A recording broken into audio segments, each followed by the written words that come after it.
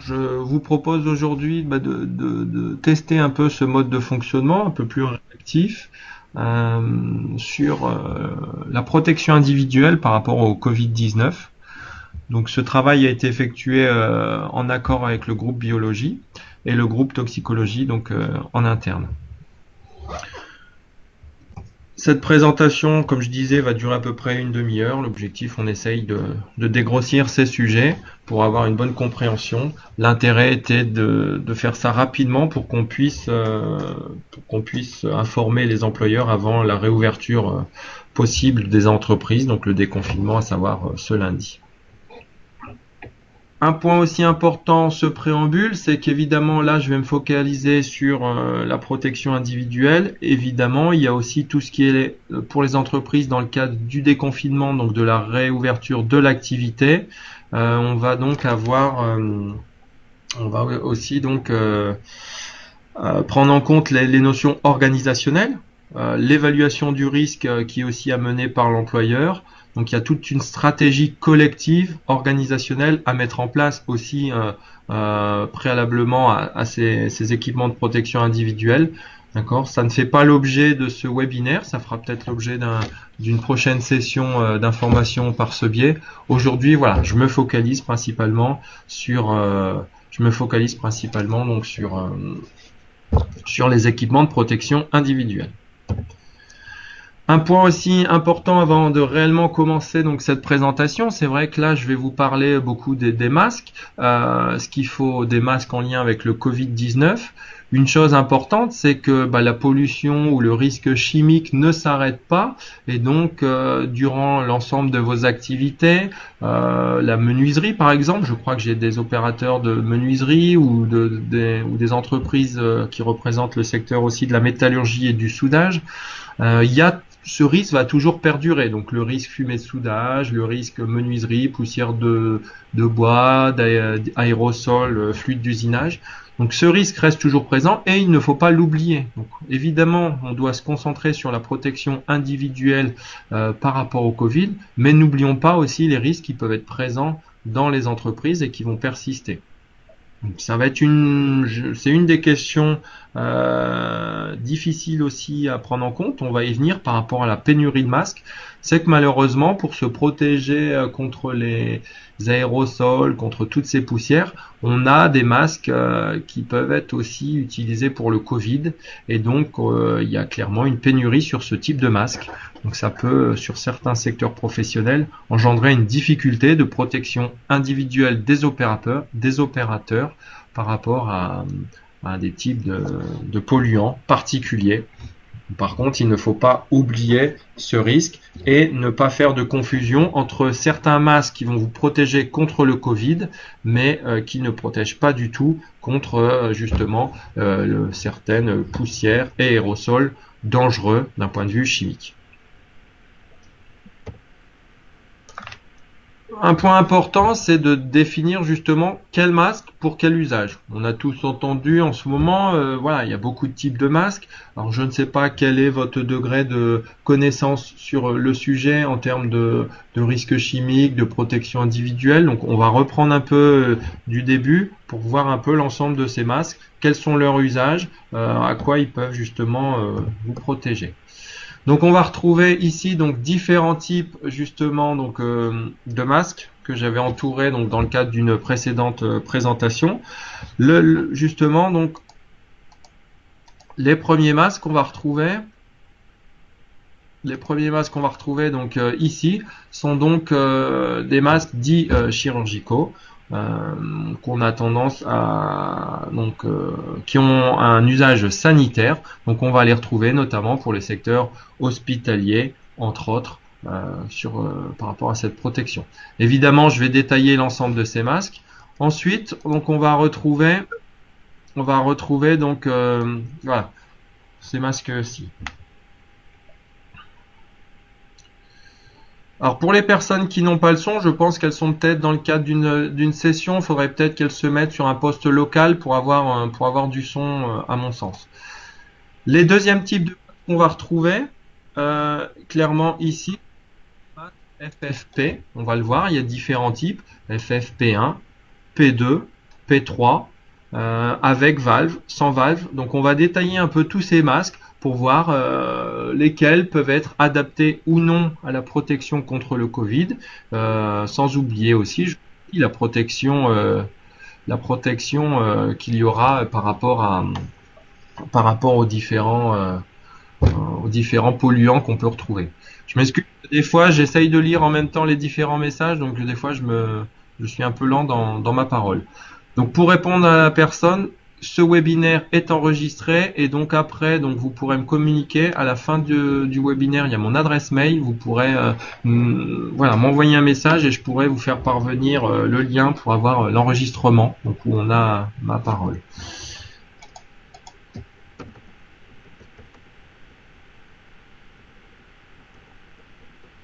Ensuite, on va retrouver des masques alternatifs, du coup, les masques qu'on appelle UNS maintenant, donc à usage non sanitaire. Ce sont ces types de masques qu'on va retrouver donc ici, usage non sanitaire ou masque alternatif.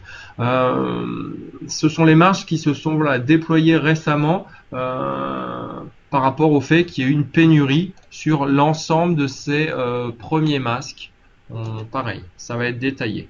Et puis, on n'oublie pas, il y a une possibilité aussi, peut-être certains d'entre vous connaissent ce type de masque, donc les masques, les demi-masques jetables, ici, mais également aussi donc les masques complets, qui peuvent avoir une certaine protection contre différents polluants, et notamment, on verra sur certains points, possiblement contre les poussières aérosols, s'ils ont donc un filtre P.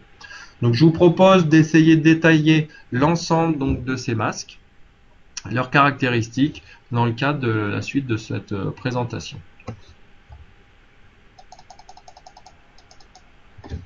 Pour répondre à la personne qui me parlait sur cette notion de masque, de visière, je répondrai à la question, ça arrive un peu plus loin donc dans cette présentation.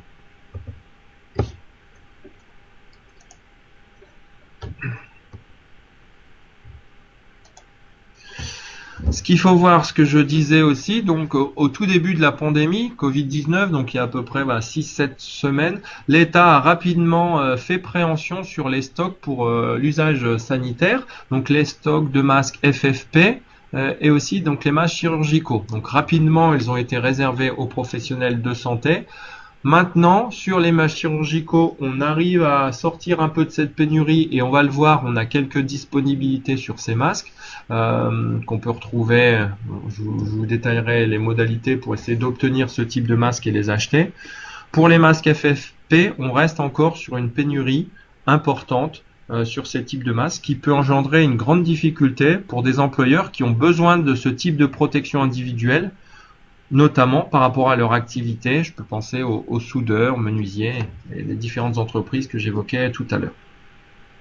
Pour contrer cette pénurie, parce que l'État a fait préhension sur les stocks au tout début et sur la production à venir, pour contrer cette pénurie, donc il y a eu création de nouveaux types de masques lavables, donc des masques dits alternatifs ou UNS à usage non sanitaire, donc à ne pas utiliser en secteur hospitalier notamment.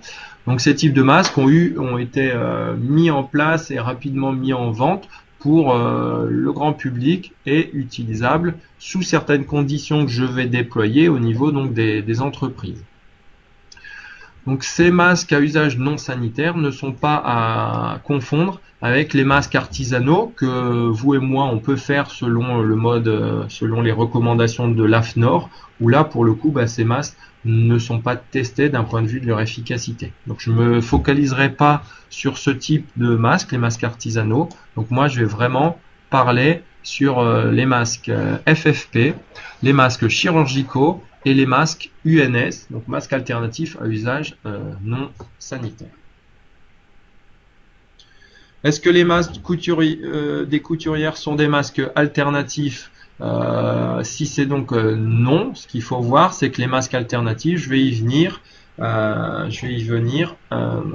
donc ont été testés d'un point de vue de leur efficacité de protection par la Direction Générale des Armées.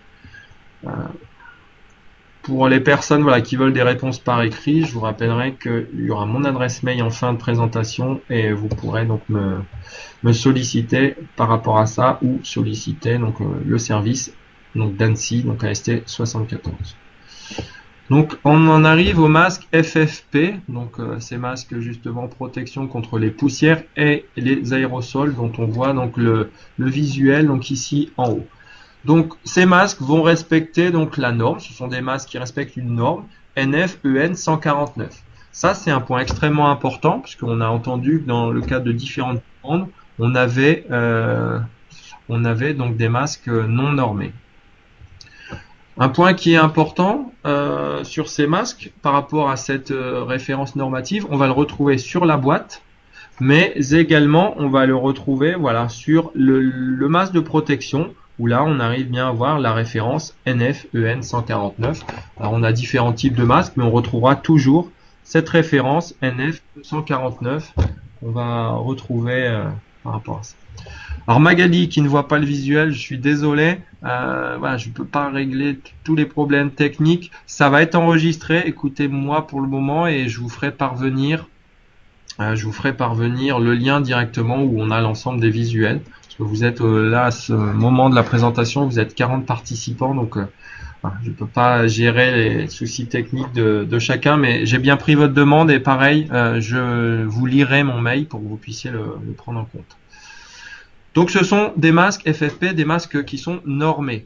La caractéristique de ces masques, c'est qu'ils vont avoir une protection à l'émission. Donc ils vont protéger le porteur du masque des gouttelettes et des aérosols, donc à l'émission et à la réception, et vont protéger les personnes en face du masque porteur du porteur du masque par rapport à ces gouttelettes et des aérosols. Donc il y a vraiment une protection dans les deux sens. Si je porte ce type de masque, je vais protéger mes collègues de travail qui sont à proximité. Donc les particules, les aérosols notamment qui peuvent contenir le Covid ne vont pas quitter ce masque si je suis contaminé. Et inversement, si j'ai un collègue qui est à proximité qui peut justement engendrer ces aérosols, si j'ai ce type de masque et qu'il est bien porté aussi, on va y venir, il y a une protection. Donc ce type de masque, on est sur quelque chose d'efficace.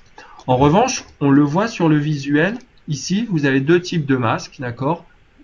Un avec ce qu'on appelle justement une valve, ici, et ici un masque pour le coup qui va être sans valve.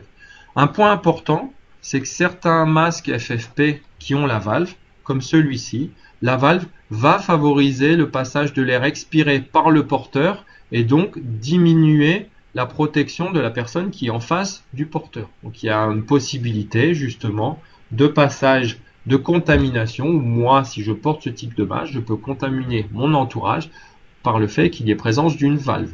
C'est pour ça qu'on a tendance à ne pas préconiser, si on a la possibilité d'avoir des masques sans valve, de ne pas prioriser ce type de masque avec valve. On va le voir, il y a plusieurs types. Je pense que vous connaissez peut-être déjà tous les références. Donc, je parle des FFP. Vous allez voir juste après, on a des FFP1, P2, P3 qui garantissent une efficacité de filtration. Je vais y venir juste après. Par rapport à la péremption, ça j'insiste aussi parce qu'on est dans le cadre d'une pénurie, donc on avait peut-être aussi des masques qui étaient en stock depuis quelques temps, et on peut penser notamment au stock sur la grippe aviaire, je crois il y a 5 ans me semble-t-il. Il faut savoir que le port de masque, donc il y a une péremption qui est surtout liée à l'efficacité donc de l'élastique, évidemment pour qu'il soit justement correctement élastique et qu'il tienne bien au visage. Dans le cadre de cette pénurie, le ministère du Travail a autorisé le port de ces masques FFP lorsque la date de péremption est dépassée jusqu'à 24 mois. D'accord ? Évidemment, après un contrôle visuel. Donc, l'intérêt, c'était justement d'essayer aussi de multiplier la disponibilité de ces masques dans les entreprises quand elles avaient des stocks qui étaient un peu anciens. La filtration ne va pas être altérée si le caoutchouc, donc si l'élastique est toujours bien efficace. Donc ça, c'est à tester. Donc ne jetez pas des masques FFP si la date de péremption est dépassée. Vous avez ce seuil de 24 mois après cette date pour les utiliser. Pour le Covid, ce qui est préconisé, donc c'est le P2 et P3 sans valve, je vous l'ai dit. Je vais détailler la définition des P2 et P3. Et puis, donc, c'est une notion de temps de port, 8 heures maximum pour ce type de masque. Alors, ce que j'ai mis dans un précédent webinaire que j'ai fait juste avant, donc on a différents types de classes, les P1, P2 et P3. Les P1 sont considérés comme ayant une faible efficacité, arrête au moins 80% donc des aérosols. Donc ce type de masque, les P1 ne sont pas préconisés pour la protection contre le Covid. On va partir plus sur du masque P2 et P3, donc efficacité moyenne ou haute efficacité, donc qui vont arrêter pour les P2 au moins 94% des aérosols et pour les P3 plus de 99,95%. Ça, ce sont des données théoriques, elles ont été testées. Je vous ai dit que ces masques ont été testés d'un point de vue normatif et c'est une efficacité théorique. Si derrière je porte mal ce masque parce qu'il m'empêche de respirer et que je le mets uniquement sur la bouche et pas sur le nez, évidemment, j'aurai une efficacité qui sera nulle. Si je suis barbu, fortement barbu, pareil, ce type de masque va être beaucoup moins hermétique et donc l'efficacité théorique de filtration contre les aérosols et notamment le Covid va être diminuée. Les masques FFP3, donc c'est les masques qui ont la plus forte filtration, c'est ceux qu'on peut retrouver notamment pour les préconisations, pour le travail avec l'amiante ou les nanoparticules notamment. Donc ce qu'il faut pour vous retenir, le P1 est à proscrire sur la protection contre le Covid, prioriser le P2 et le P3 et idéalement sans valve. Un exemple concret, attention, si j'ai ces deux types de masques, ici je suis sur un type P1 donc sans valve, ici donc P2 avec valve, donc j'aurais quand même tendance à prioriser le P2 avec valve à défaut d'avoir du P2 sans valve ou du P3 sans valve, d'accord? Donc ça c'est un point qui est important. Les masques chirurgicaux qu'on va retrouver, donc ça c'est ce qu'on appelle aussi le masque 3 plis qu'on peut retrouver. Voilà, un simple visuel. Pareil, ce sont des masques qui respectent une certaine norme, donc la norme 14683. En revanche, cette norme ne va pas être inscrite directement sur ce masque-là. On va le retrouver évidemment sur la boîte de masque. Et c'est des choses aussi à contrôler, à vérifier par rapport à la pénurie qu'il y a eu et surtout par rapport aux nombreuses importations qui ont eu lieu. Vérifier le respect de cette norme, ça vous garantit quand même une efficacité de la protection. Ce type de masque-là va éviter la projection vers l'entourage de gouttelettes émises par le porteur du masque. C'est une protection donc, par rapport à l'émission. Ces types de masques-là vont également protéger le porteur des gouttelettes extérieures, mais pas des aérosols. D'accord? Donc attention à ça, le Covid peut être présent donc, dans les gouttelettes, d'accord, le fait d'éternuer par exemple, mais peut être aussi présent dans dans les aérosols. Et donc il y a une protection qui peut être moindre avec ce type de masque. Ce type de masque aussi, on a tendance, si vous l'utilisez dans vos entreprises, il faudra donc l'utiliser donc à visée collective, c'est-à-dire que l'ensemble des salariés de votre entreprise devront avoir ce type de masque. Si l'ensemble des salariés se protègent contre l'émission, eh bien évidemment, il n'y a pas d'émission potentielle de ces aérosols contaminés. Donc, il y a une protection sur ce point-là. Donc, on me pose la question, ce qu'on entend par aérosol. Donc voilà, c'est une notion simplement de taille. On a des gouttelettes qui vont être un peu plus gros et des aérosols, donc des produits en suspension qui peuvent être de taille un peu plus faible et rester beaucoup plus longtemps en suspension et donc être beaucoup plus contaminants. Donc c'est important de prendre en compte ce type-là, ce paramètre-là. On va le voir, ces masques, je le détaillerai après. Donc vous le voyez, il y a un sens, un code couleur, blanc, bleu. Donc on le verra par rapport aux différentes faces. Comment le positionner, je vais y venir. On a aussi donc un sens donc recto verso, un sens haut-bas par rapport à une barrette qui permet d'ajuster au mieux le masque. L'intérêt étant d'ajuster vraiment ce masque de façon précise avec la barrette au niveau du nez. Et puis surtout, et de toucher régulièrement le masque quand je l'ai positionné, surtout la face externe qui potentiellement peut être contaminée. Le temps de port maximum est de 4 heures. Et puis, dès qu'on a une forte sudation, je peux penser à certains métiers assez physiques ou aux températures externes importantes. Là, on va arriver en période estivale. Attention à ça par rapport à un changement un peu plus important donc de port. Les masques alternatifs. Les masques alternatifs. Alors après, donc, il y a une question qu'on me pose. Donc là, il y aura peut-être le médecin après s'il peut prendre la parole. Docteur Fouillard, on me pose la question, est-ce que le Covid peut être dans l'air ou juste dans les projections des gouttelettes? Donc, je vais avancer, mais si le médecin peut prendre la parole en activant son micro et puis en répondant à cette question. Pour le moment, là, moi, j'avance sur les masques alternatifs. Donc, je vous ai dit, ce sont les masques qui ont été ouverts. Le médecin est présent, je lui donne la parole, elle répond à la question donc de la personne qui me pose la présence du Covid au niveau de l'air. Bonjour à tous.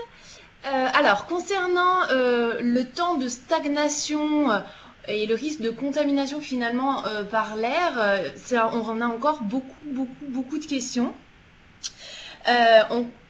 C'est pour ça qu'on considère qu'il faut aérer et ventiler les espaces qui sont fermés et que la ventilation est donc naturelle est donc importante justement pour éliminer, on va dire, les petites gouttelettes en suspension.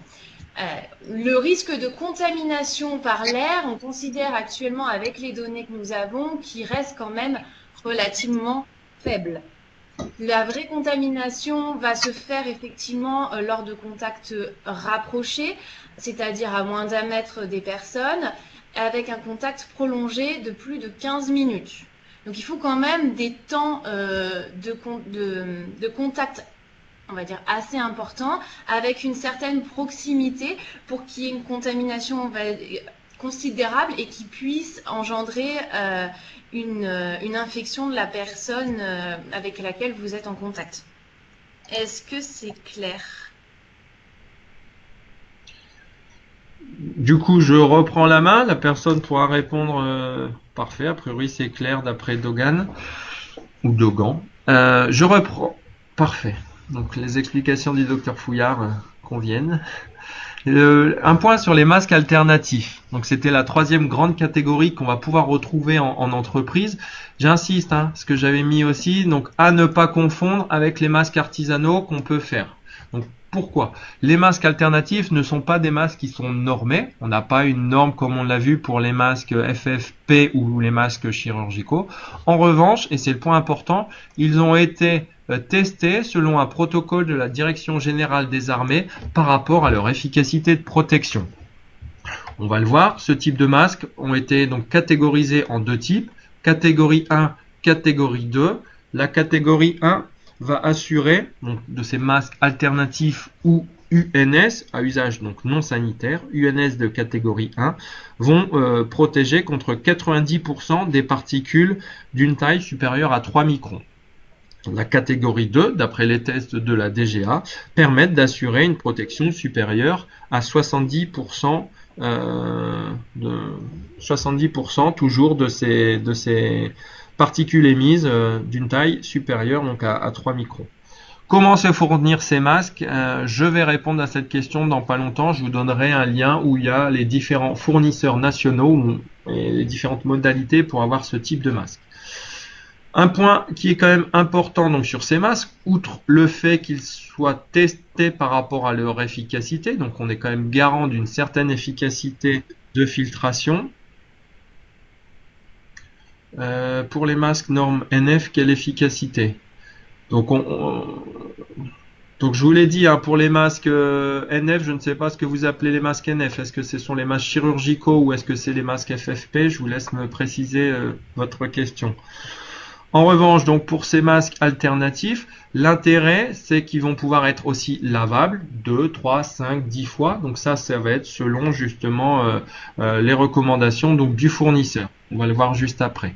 En revanche, un point qui est important, c'est que justement ces masques à usage non sanitaire doivent être utilisés dans le strict respect donc des gestes barrières et notamment de distanciation.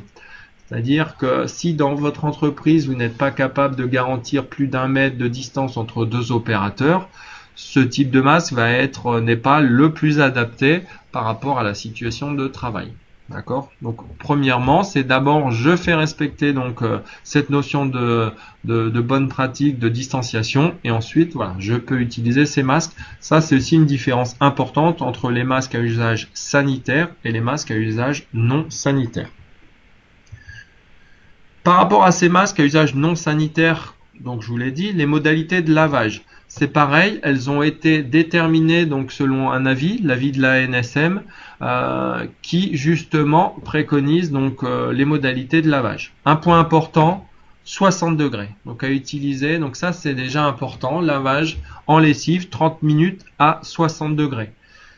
Extrêmement important cette notion de 60 degrés parce que on va le voir, si derrière vous passez sur un sous-traitant, notamment on peut penser à des pressings de ville qui peuvent le faire, attention, ces pressings depuis quelque temps sont pour une majorité passés à l'aquanettoyage et donc ont des températures de nettoyage beaucoup plus faibles et donc il faut s'assurer justement de soit cette température ou soit de l'ajout d'un virucide. Ça c'est des choses aussi qui sont à creuser. Il ne faut pas mélanger ces vêtements avec des vêtements personnels. Donc c'est là où on en arrive, où ça devient peut-être compliqué de faire un nettoyage à titre personnel pour ce masque, parce qu'il ne faut pas le mélanger avec nos vêtements. Donc ça veut dire faire quand même lancer une machine à laver pour 1, 2 ou 3 masques, ça peut être compliqué. Le séchage aussi ne doit pas se faire à l'air libre. Un séchage mécanique, il doit se faire. Donc ça... Tout ça, ça a tendance, moi j'ai des entreprises qui m'ont sollicité là-dessus, je me suis rapproché de différents pressings ou blanchisseries industrielles, c'est des prestations qui sont mises en place, les pressings pouvaient être ouverts mais la majorité avait fermé par faute de clients, là ils vont clairement réouvrir et c'est une des prestations qui peuvent faire de sous-traitance par rapport à ce lavage des masques alternatifs. Évidemment, ces masques alternatifs, surtout s'il y a sous-traitance, il faut avoir plusieurs jeux pour avoir toujours une disponibilité. Et ça reste des masques individuels, d'où l'intérêt, s'il y a un lavage, de bien les noter pour ensuite pouvoir récupérer son propre masque. Alors, pourquoi ne pas laisser... Alors, je vois que ça fait beaucoup de questions. Pourquoi ne pas les sécher? Il y avait une question à un moment donné, enfin une possibilité de les sécher avec par exemple des sèche-cheveux. Ça a été une réponse négative parce que ça a tendance à remettre justement en suspension les potentiels virus et aérosols. Donc c'est vraiment un séchage mécanique, mais pas pour le coup, pas de sèche-cheveux. On le verra aussi pour le lavage des mains. Attention, voilà, tout ce qui est soufflant. Alors, le lavage vapeur pendant 15 minutes. Moi, j'ai pas d'informations. Aujourd'hui, il y a simplement, sauf si d'autres personnes ont les informations, il n'y a qu'un seul avis qui a été fait au niveau national et qui parle surtout de ce lavage lessive 30 minutes, 60 degrés. Donc, j'ai pas forcément des informations par rapport au lavage vapeur. Ce qu'il faut voir aussi, c'est que ces masques maintenant vont être de plus en plus en disposition. On l'a vu, vont être à disposition donc dans les pharmacies, dans les grandes surfaces. Alors, il y a une personne qui dit qu'a priori, dans le secteur du vêtement, le gouvernement dit que la vapeur ne sert à rien. Donc moi, j'ai pas d'avis. Je ne sais pas si le médecin a quelques notions. Mais après, n'hésitez pas, s'il y a des questions précises, posez-les-moi et on pourra creuser et je pourrai vous faire une réponse factuelle en me référant justement aux différents avis nationaux en se basant sur la communication et sur les différents instituts de santé et de sécurité. Ce qu'il faut voir donc sur les instructions de lavage, donc ces instructions vont préciser le nombre de lavages possibles, évidemment ça va aller de 2, 3, 4, 5, une vingtaine de masques, une vingtaine de lavages et donc le prix va dépendre aussi en fonction de ce type de réutilisation. important, il y a toujours une notice et c'est cette notice du fabricant que vous devez justement respecter par rapport aux procédures de lavage et surtout par rapport aux modalités et au nombre de lavage. Pour info, pour répondre un peu à la question, et je vais y venir, où trouver ces masques, ils ont été testés par le service des armées et notamment sur le fait d'être lavables ou non lavables, parce que tous ne sont pas lavables. Donc ça, il y a eu aussi un test qui a été fait au niveau de la DGA pour s'assurer du fait de maintenir l'efficacité après au moins un lavage. Après, l'important, on me dit de les faire bouillir, pourquoi pas dans une casserole. Le seul élément, c'est 60 degrés. Voilà. Ne pas utiliser aussi d'adoucissant.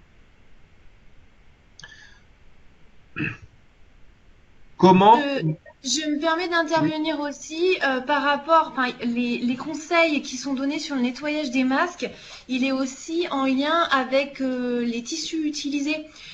Des températures trop élevées vont entraîner un relâchement des fibres des tissus qui peut donc par la suite diminuer son caractère filtrant. C'est pour ça que c'est vraiment important de suivre les recommandations avec le temps et la température indiquée. D'accord. J'essaye de voir une question là. S'il est nécessaire de garder les mesures de distanciation avec le port du masque alternatif, a-t-il vraiment un intérêt pour les professionnels? Car nous souhaitons les utiliser surtout dans les cas de réunions faute de masques chirurgicaux, mais potentiellement ces réunions ne permettent pas de respecter les 4 mètres carrés.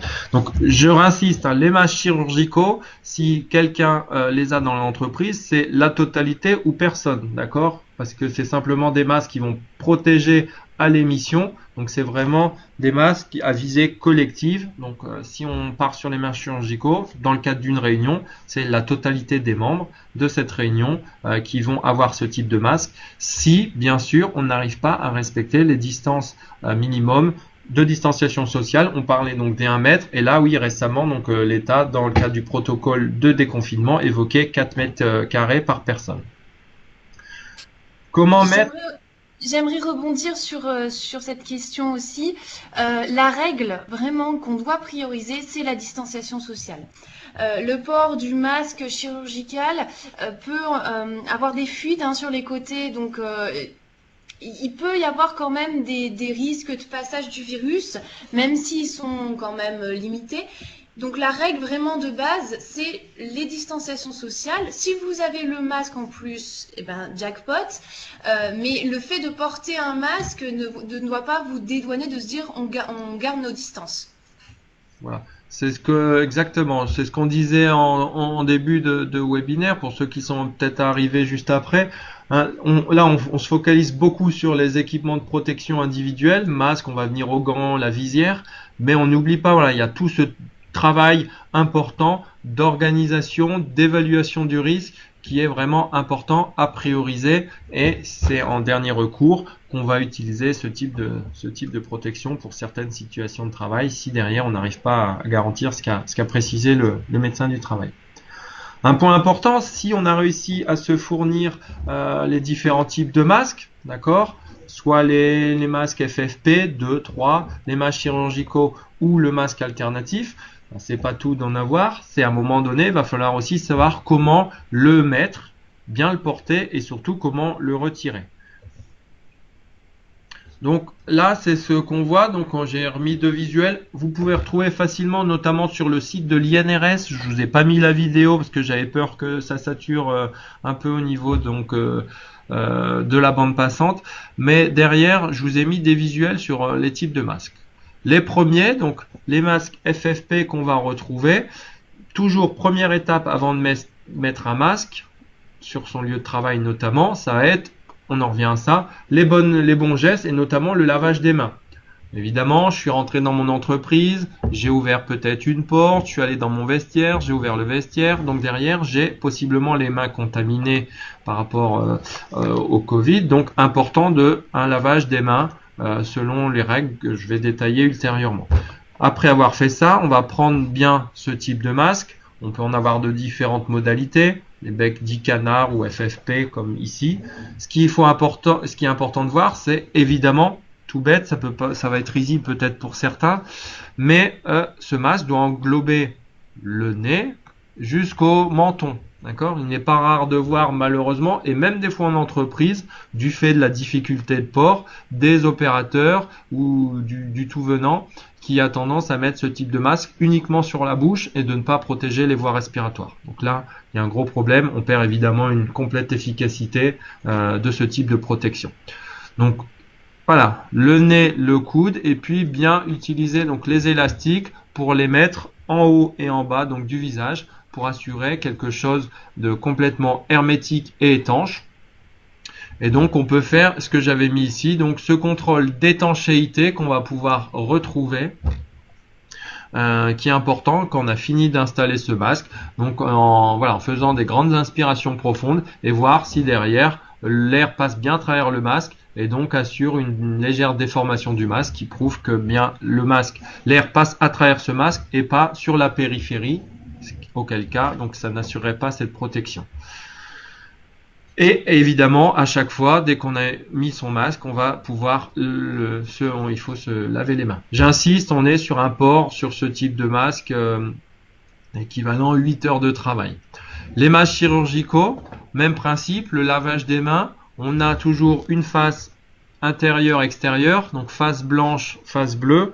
La face blanche et la face absorbante, elle va être donc du côté de la bouche. Je ne sais pas si on voit bien là la couleur, mais vous avez toujours sur ces masques 3 plis deux types de faces avec deux couleurs. La face blanche doit être côté bouche. Évidemment, j'évite là je suis pas un bon exemple, j'évite de toucher mon masque de tous les côtés, surtout sur la partie extérieure. Je vais prendre sur les cordons, je vais pouvoir mettre ici donc au niveau du visage, bien l'écarter ensuite pour prendre du nez jusqu'au menton. Et puis il y a toujours un sens sur le sens de ce masque. Le haut, on l'a vu, le recto verso, blanc-bleu. Le haut, donc on a cette petite barrière métallique qu'on va pincer au niveau donc du nez pour s'assurer d'une efficacité importante par rapport à cette protection. On évite de le retoucher parce que l'aérosol pour le coup donc contenant potentiellement le Covid va être sur la face extérieure, donc j'évite de me toucher le visage régulièrement ou de me toucher le masque par rapport à ça. Pour l'enlever, donc j'évite de le repositionner 40 fois. Pour l'enlever, je pars sur les élastiques, je le jette en poubelle avec justement une élimination contrôlée et je me relave les mains. 4 heures maximum sur ce type de masque.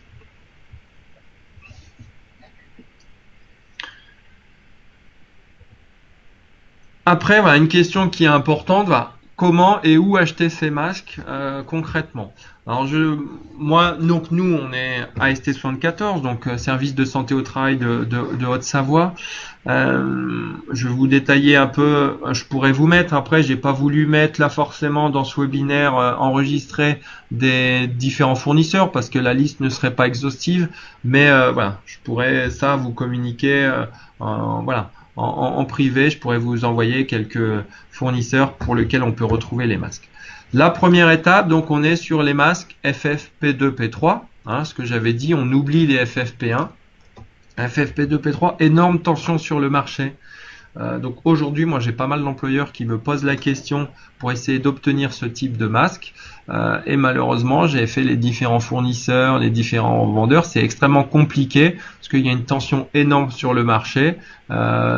Priorité à l'usage sanitaire ou aux soignants. Donc on a des grosses difficultés pour avoir ces équipements de protection individuelle.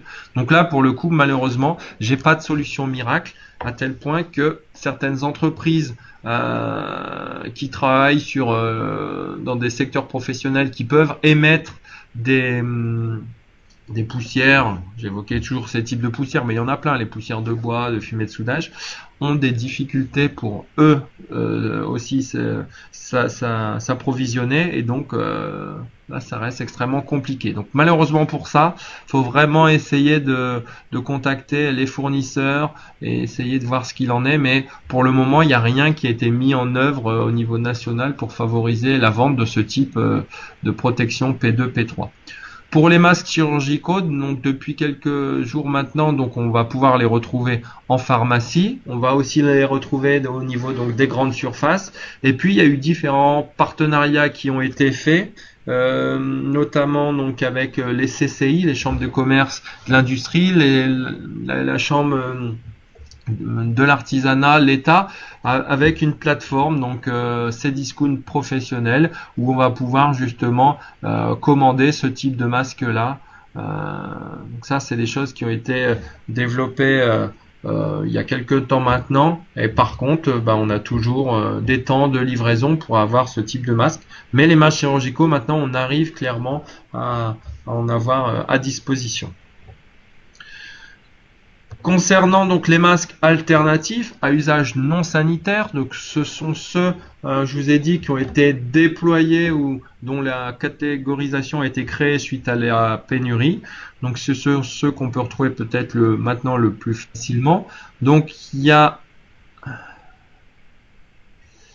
Alors on me dit que des masques fournis par la CAPEP sont blancs à l'extérieur et à l'intérieur, pas facile de les mettre à l'endroit. Je ne sais pas quels sont les types de masques aussi, il me faudrait la référence, si on est sur des masques chirurgicaux, si on est... Ça, j'ai pas forcément les éléments pour vous répondre. Mais voilà, j'entends que vous pouvez des fois avoir quelques difficultés aussi sur le positionnement de ces masques. Donc, il y a une plateforme nationale stopcovid19.fr qui a été créée où les fournisseurs de ce type de masques notamment peuvent s'inscrire pour ensuite mettre à disposition, en vente ce type de masque-là. On retrouve aussi pour tout ce qui est les fournisseurs de gel hydroalcoolique. Pareil, toujours des partenariats CCI, CMA et de la région qui ont été faits. Donc, je vous ai mis pour Auvergne-Rhône-Alpes, voilà un lien que vous pouvez retrouver aussi. Donc pour ceux qui n'ont pas le visuel, je vous enverrai la vidéo, vous aurez l'ensemble des liens. Et donc voilà, où on peut avoir ce type de masque. Moi, je trouve il y a une liste qui est très bien faite sur le site entreprise.gouv.fr qui référence l'ensemble des fabricants des masques alternatifs français. Donc j'insiste, les masques alternatifs ont eu leur contrôle de leur efficacité par la Direction Générale des Armées. Ils sont catégorisés en niveau 1 ou 2. Donc vous le trouvez facilement sur le site entreprise.gouv.fr et vous mettez liste des masques de protection. C'est un fichier Excel qui est mis à jour quasiment quotidiennement, qui reprend justement les coordonnées, le nom des fournisseurs, les coordonnées pour les contacter, l'efficacité, est-ce que ces masques sont lavables, non lavables une fois ou plusieurs fois. Donc ça, c'est des choses qui sont importantes et là, vous pouvez facilement avoir accès à cette information. Donc n'hésitez pas et vous pouvez rapidement faire les commandes de ce type de masque-là. Donc ça, je trouve que ça, c'est ce qui est à mon sens le plus pratique, cette liste nationale. On va retrouver aussi donc ces masques alternatifs, notamment en pharmacie. Alors, on parle aussi, c'est une question, j'ai travaillé depuis quelques semaines, j'ai aussi pas mal d'employeurs qui me posent la question sur les visières de protection. On en a beaucoup entendu parler, ces visières, et les questions qu'on me pose souvent, c'est est-ce que ces visières peuvent être en substitution des masques de protection parce que j'arrive pas à en acheter des masques, parce que mes salariés ont des difficultés de port de ces masques. Donc la réponse est claire, non. La visière de protection, c'est un équipement de protection individuelle au niveau de la protection principalement oculaire et donc ça ne peut pas permettre de s'affranchir de l'utilisation d'un masque si le masque est nécessaire. Donc on ne peut pas, si on n'a pas de masque et qu'on n'a pas la distanciation supérieure à 1 mètre ou les 4 mètres carrés, on va pas pouvoir se dire c'est bon, moi j'ai la visière. Ça, c'est pas possible. Ces visières ont l'avantage, vont protéger contre les grosses gouttelettes, mais justement pas contre les aérosols. Un autre désavantage, c'est qu'ils vont éviter ce contact main-visage. On sait que de façon involontaire, très régulièrement, tout le long de la journée, on va faire ce contact main-visage. Alors, revenir sur les aérosols, ça je vous répondrai en off, c'est assez compliqué les aérosols, je voudrais pas perdre la majorité du monde, il y a une définition précise, mais c'est assez scientifique, je vous propose Magali qu'on en discute, qu'on en discute ultérieurement, on fera la définition précise par rapport à ça.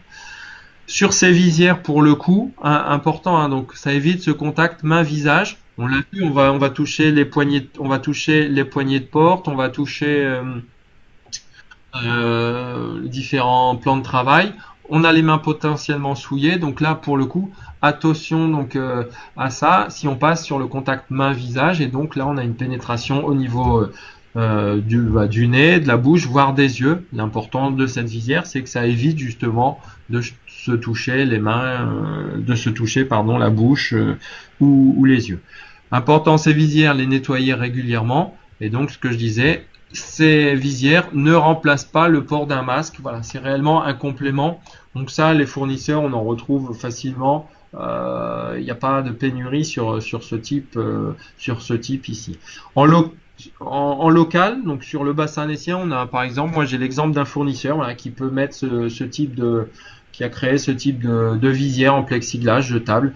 Donc ça, c'est des choses aussi pour lesquelles votre service de santé au travail, le médecin du travail et son équipe peuvent vous aider pour avoir toutes ces informations pratico-pratiques pour obtenir des adresses non exhaustives donc de fournisseurs.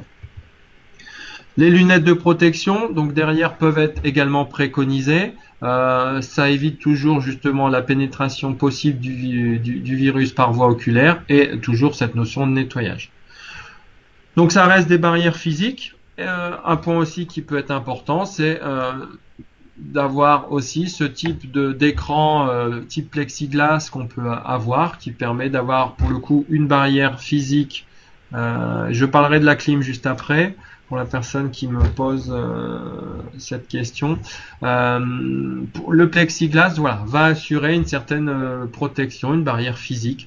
Attention, pareil, tension sur le marché de matières premières de plexiglas. Donc ça, c'est des choses maintenant qui ont tendance un peu à se résorber, mais il y a eu une difficulté il y a quelques semaines pour obtenir ce type d'écran de protection parce que évidemment une tension importante. On le voit tous, ces écrans, on les a vus notamment dans les grandes surfaces. Donc il y a une efficacité en tant que barrière physique, mais qui ne doit pas forcément vous affranchir d'une protection individuelle. Le nettoyage doit être régulier. En respectant les gestes barrières, la visière peut-elle être utilisée en complément au même titre qu'un masque alternatif? Je ne sais pas si le médecin veut répondre à cette question, mais si l'ensemble des gestes barrières sont respectés, donc voilà, ça peut être justement une protection supplémentaire pour éviter ce contact. On ne parle pas forcément de la protection par voie respiratoire, mais si la distance est faite, on s'affranchit de ça. Mais par contre, ça évite ensuite la contamination main-visage, justement par rapport à cette protection qu'on peut avoir. Est-ce que Dr Fouillard me confirme si on est d'accord sur ma réponse? Est-ce que tu peux juste repréciser la question? La question était en respectant les gestes barrières, donc j'imagine notamment la distanciation, la visière peut-elle être utilisée en complément au même titre qu'un masque alternatif? Donc c'est-à-dire pas de protection, moi j'entends pas de protection, pas de masque ni chirurgicaux ni FFP, mais avoir ce masque, cette visière pardon, si je respecte la distanciation sociale. Bah, effectivement, l'intérêt de la visière, ça va être d'empêcher le contact des mains par rapport au visage. Après, c'est juste ça, hein, puisque si la distanciation sociale est respectée, il y a peu de contamination vis-à-vis des autres personnes qui nous entourent. Donc voilà, donc on est sur la même longueur d'onde, donc c'est bien important. Voilà, ça c'est une surprotection, surtout pour éviter un contact main-visage par rapport à ce point-là. Concernant la climatisation. Alors, donc l'INRS aujourd'hui va préconiser déjà de favoriser une ventilation naturelle qui peut se faire donc en maximum. Si derrière on est dans un environnement contraint avec la climatisation, ça peut se faire en début de poste, à la pause, le midi, en fin de journée sur un petit laps de temps. Donc important de ventiler naturellement vos locaux. Autre point, ce qu'il faut voir sur la climatisation. Derrière, donc l'INRS préconise de faire une maintenance spécifique de ces climatisations pour qu'ils soient bien efficaces et surtout d'éviter ce qui est le recyclage de l'air. C'est-à-dire que dans votre climatisation, l'objectif étant dans l'idéal d'avoir une prise d'air extérieur, 100% d'air extérieur qui va être refroidi pour la période estivale et puis ensuite un rejet extérieur. Mais tout ce qui est le recyclage est clairement à proscrire dans le cadre soit d'une climatisation si on a une prise d'air extérieur ou dans le cadre d'une ventilation mécanique de l'entreprise. Il faut s'affranchir du recyclage, d'autant plus que normalement, hors Covid, c'est une simple tolérance d'avoir du recyclage en période hivernale et puis voilà, on n'est plus sur cette période. Donc ça, c'est bien important dans vos entreprises de vous assurer que tout ce qui est de la ventilation générale mécanique voilà, se fait justement avec une prise d'air extérieure et non sans recyclage. Alors après, on me parle de questions très techniques sur le 4 mètres carrés par personne. Il faut qu'il faille un bureau, décompter au préalable les meubles et le bureau. Voilà, j'avoue que ça, j'ai pas forcément les informations. C'est récent. Je vous invite, voilà, vraiment les questions précises. C'est difficile. Vous êtes toujours 42 participants. Je peux pas répondre à toutes les questions, les comprendre, essayer de vous répondre, mais j'insiste. N'hésitez pas à me faire parvenir les questions par écrit. Le service de santé au travail AST74 voilà, pourra vous aider dans toutes vos démarches. Je me permets quand même de rebondir sur l'histoire des 4 mètres carrés. L'idée en fait, pourquoi ces 4 mètres carrés? C'est 1 mètre devant, 1 mètre derrière et 1 mètre sur chaque côté. Donc le but c'est d'avoir une distanciation sociale. Donc forcément, le meuble, ça peut constituer un obstacle entre deux personnes. Donc il va être compté dans le mètre, puisqu'il va permettre cette distanciation sociale.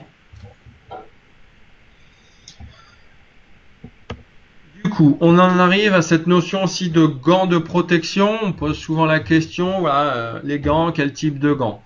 Premier élément, donc ça c'est l'OMS je vous ai repris des recommandations de l'OMS. Première étape, le fait de se laver les mains régulièrement va protéger mieux contre le Covid-19 que le port de gants en caoutchouc. D'accord? Donc ça c'est extrêmement important de se laver régulièrement les mains. D'accord? On a tendance des fois à se dire c'est bon, je vais mettre mes gants, ça va me faire ma journée. Outre le fait que je vais suer dedans et qu'en plus j'aurai pas une bonne protection peut-être contre les produits chimiques si j'ai une sudation importante, on va vraiment se poser la question. Parce que évidemment le fait d'avoir par exemple des gants et derrière de toucher différentes surfaces, à un moment donné l'extérieur de mes gants va être contaminé et si derrière je me touche le visage notamment, même si j'ai des gants, et derrière mon gant, la face externe étant contaminée, je vais pouvoir contaminer mon visage et ainsi de suite. Donc voilà, le mieux c'est vraiment ce lavage régulier des mains et le respect aussi donc des bonnes pratiques voilà, dont on peut voir le visuel dans cette diapositive.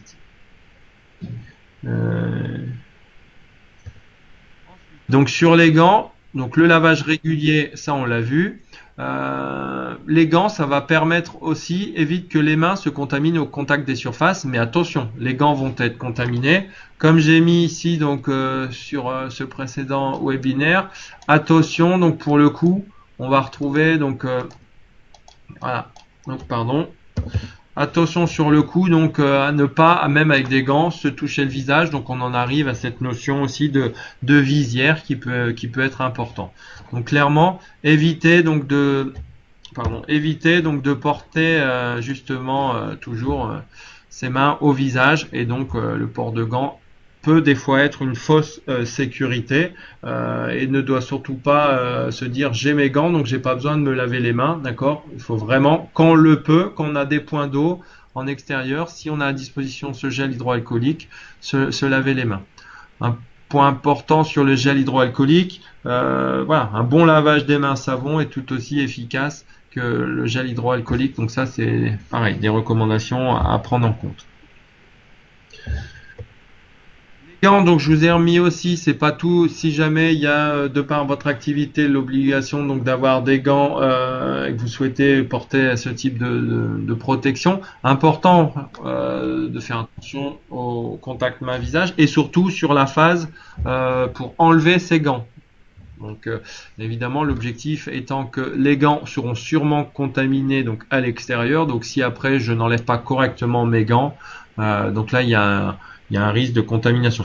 C'est la même méthode pour, voilà, je ne sais pas quels sont vos secteurs professionnels, mais dans le secteur sanitaire, voilà, c'est la règle classique pour enlever ses gants, pour éviter de se contaminer.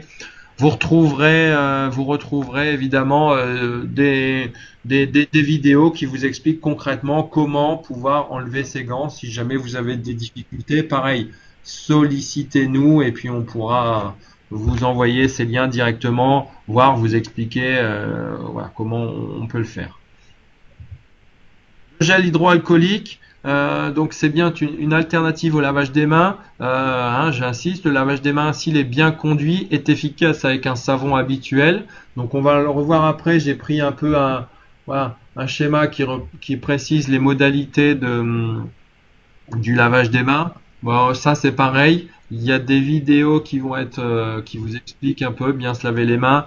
Donc les espaces entre les doigts, les deux faces de la main. Vraiment aussi cette notion de pouce, les ongles, ça c'est assez classique, on va retrouver dans les secteurs des soignants, mais qui doivent être vraiment importants aussi aujourd'hui en cette période de crise sanitaire.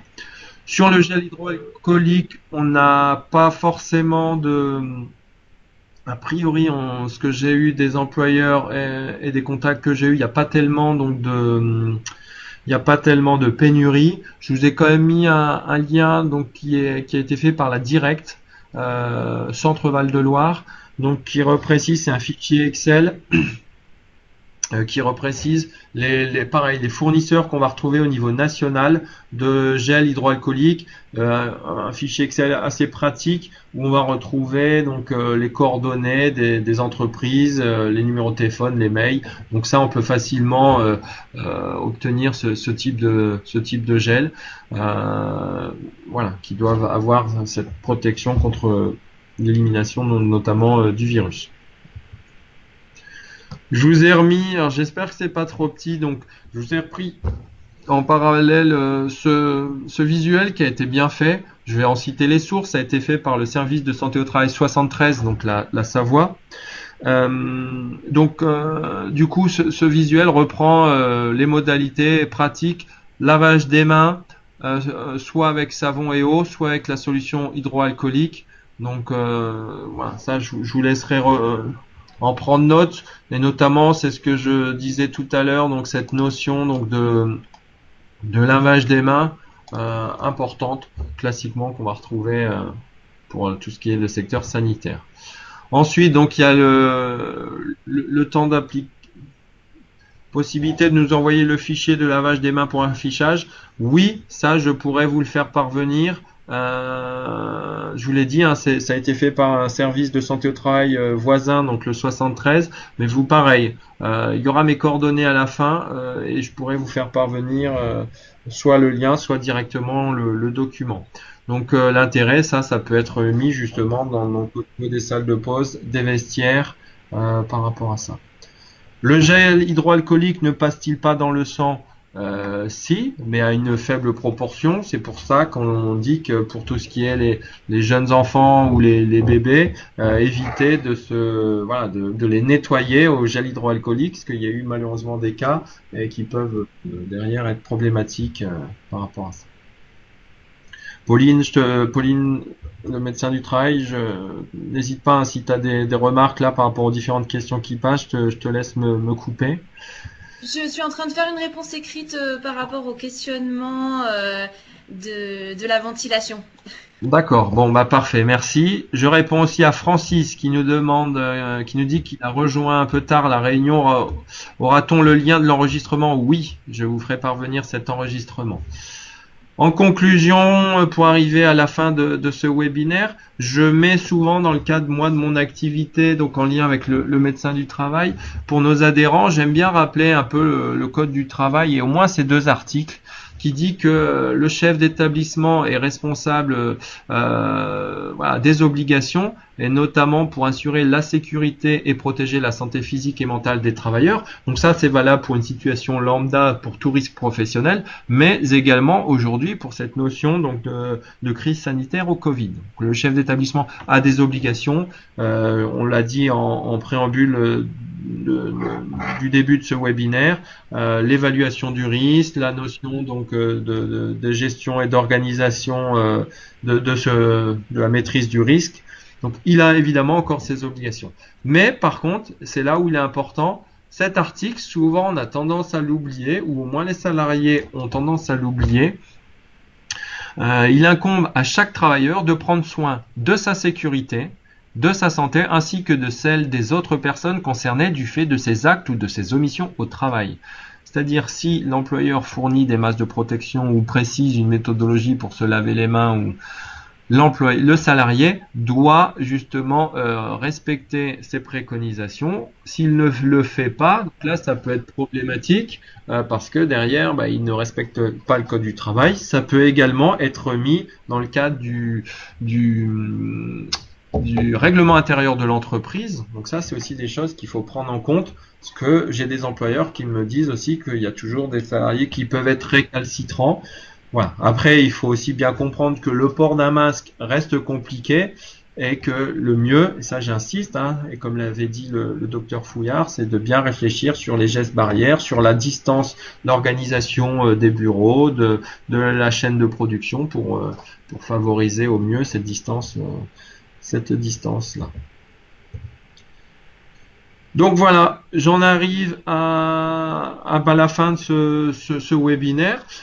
Évidemment, le sujet était assez restreint, d'accord, était sur la protection individuelle. Moi, je vous propose, comme je vous l'ai dit tout le long de ce webinaire, de rester à votre disposition. Là, vous avez mon mail et je vais l'écrire aussi pour les personnes qui n'auraient pas le visuel. Je vous l'écris. Vous pouvez évidemment contacter votre médecin du travail qui pourra vous aider, lui et l'ensemble de son équipe, sur la gestion de ce risque, la reprise de l'activité. Voilà, ce sont l'objet de nos missions. Au sein d'AST 74, on reste pleinement mobilisé, voilà, pour ces phases importantes au niveau des entreprises. Pour ça qu'on a développé aussi ce mode de communication qui va peut-être se développer chez nous sur d'autres sujets. Donc voilà. Je voulais vous remercier donc de ce point-là. Et avant de partir, ce que je voudrais juste voir, c'est qu'on avait quand même fait, et comme nous c'est aussi on teste un peu ce mode d'organisation. Je vous propose donc juste avant de partir, voilà, de faire cette petit questionnaire à chaud sur votre satisfaction. Voilà, je voudrais savoir un peu si vous êtes satisfait. Je vous laisse répondre à ce point-là. Nous, ça nous permet de savoir si c'est des choses qu'il faut développer auprès de nos adhérents ou si c'est quelque chose qui ne répond pas forcément à vos attentes. Je vous remercie, donc je vous laisse voter encore quelques secondes. Je vous remercie donc de votre participation. Et nous restons à AST 74, votre service de santé au travail, à votre entière disposition pour cette période difficile. Bon courage à tous. Prenez soin de vous, de votre santé, de celle de vos salariés et de votre famille. Bonne fin de journée. Au revoir. Le lien pour le revoir, envoyez-moi un mail à bq@ast74.fr. Je vous ferai parvenir ce lien. Donc envoyez-moi un mail et je gère tout ça dans un deuxième temps. Bonne fin de journée. Au revoir.